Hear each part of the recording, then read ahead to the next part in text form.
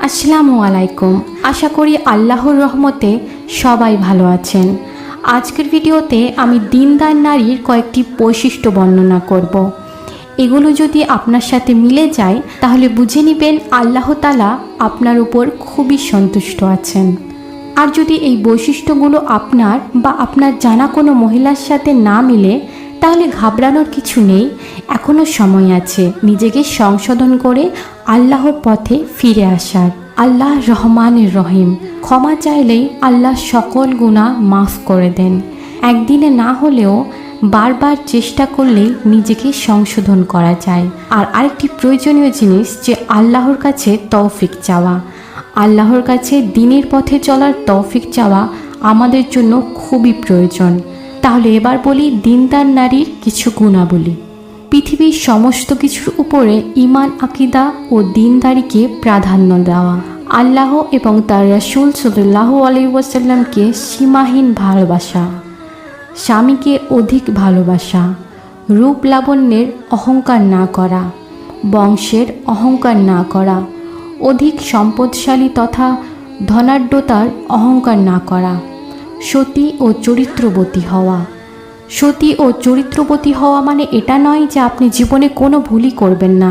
অবশ্যই আমরা মানুষ এবং আমাদের দ্বারা ভুল অবশ্যই হবে, কিন্তু ঈমানদার স্ত্রী সব সময় ভুলের পরে আল্লাহর কাছে সাথে সাথে ক্ষমা চেয়ে নেবে এবং দ্বীনের পথে আবার ফিরে আসবে। শান্তশিষ্ট, ভদ্র হওয়া এবং পরিষ্কার পরিচ্ছন্ন থাকা। সর্বদা পর্দার হুকুম মেনে চলা। কর্কশভাষী ও কঠোর মেজাজের না হওয়া। স্বামীর আত্মীয় স্বজনদের প্রতি আন্তরিক হওয়া। কোনো মজলিসে স্বামীকে অপমান না করা। কোনো ভুল বা অন্যায় হয়ে গেলে তা স্বীকার করা, অনুতপ্ত হওয়া, প্রয়োজনে স্বামীর কাছে ক্ষমা চাওয়া। স্বামীর মন মেজাজ যোগ্যতার প্রতি খেয়াল রেখে আচরণ করা। স্বামীর সুখে সুখী আর দুঃখে দুঃখী হওয়া। অন্যের কাছে নিজের স্বামীর দোষ ত্রুটি না বলা। স্বামীর সামর্থ্যের বাইরে কোনো কিছু না চাওয়া। স্বামীর যে জিনিস অপছন্দ করে যদি তা শরীয়তসম্মত না হয় তাহলে তা থেকে বেঁচে থাকা। যাবতীয় কাজে স্বামীর সাথে পরামর্শ করা।